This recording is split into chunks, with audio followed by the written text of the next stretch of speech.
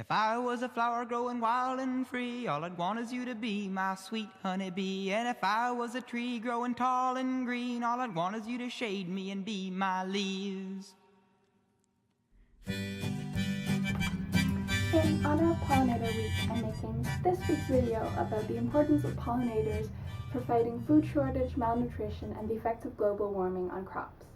While most of us think of bees when we hear pollinators, there are actually a large variety of animal pollinator species, and pollination can be facilitated by the wind as well. So I want to emphasize that I'm talking about animal pollinators here. Animal pollinators can include bees, yes, but also bats, moths, butterflies, hummingbirds, and plenty of other species. So, as most of you probably already know, there has been a decline in bee populations, which has caused a bit of a scare, and people have become a little more aware about the effects of our actions on pollinator populations. One of the reasons why a pollinator shortage is such a scary thought is that a lot of our crops depend on pollinators for the yields that we're getting.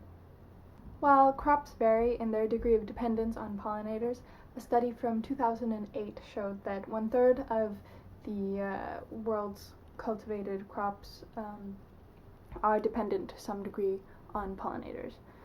Considering the world isn't able to feed the number of people on the earth already, imagine if suddenly the amount of food that comes from these crops started to fall rather than increase, which is what is needed to sustain humanity. While crop yield is still growing, a study from 2015 indicates that the recent decline in pollinators has made this growth less rapid and more varying in the pollinator-dependent crops compared to the crops that don't depend on animal pollinators. What I thought when I was reading this was in part, why can't we just start growing less pollinator-dependent crops to make sure we don't have a food shortage?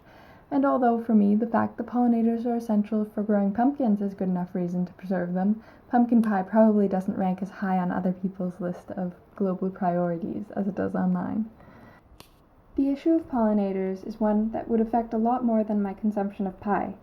Pollinator-dependent crops are the primary sources of essential micronutrients in several countries, especially those with high poverty. A study from 2014 showed that countries with high poverty would be most negatively impacted by diminished pollinator populations because they get the majority of their micronutrients from pollinator-dependent crops, and they're unlikely to be able to switch over to pollinator-independent crops. Considering people in poor countries already struggle with nutritional deficiencies, it's scary to think what effects a pollinator decline would have there. So far we've established that pollinators are important for crop yields worldwide and the health of people in poor countries. My last point is to do with quite a hot topic, global warming. One of the results of global warming is that it causes crops to experience heat stress, which diminishes their yield. One study from 2016 showed that flowering plants exposed to heat stress had a 15% yield loss if they were not exposed to animal pollinators afterwards, whereas plants which were exposed to animal pollinators after heat stress experienced only a 2.5% yield loss. From all this, it seems pollinators are pretty important for securing a future with enough food for humanity. I hope you enjoyed this video. Please leave a comment if you like this kind of video and would like to see more of it, or you can also leave suggestions for types of videos that I should try out making. I had a lot of fun also doing this painting. I really like painting these little pollinator guys. So yeah, I'm having fun making videos, so I'd love to hear ideas about what you guys would like me to try making.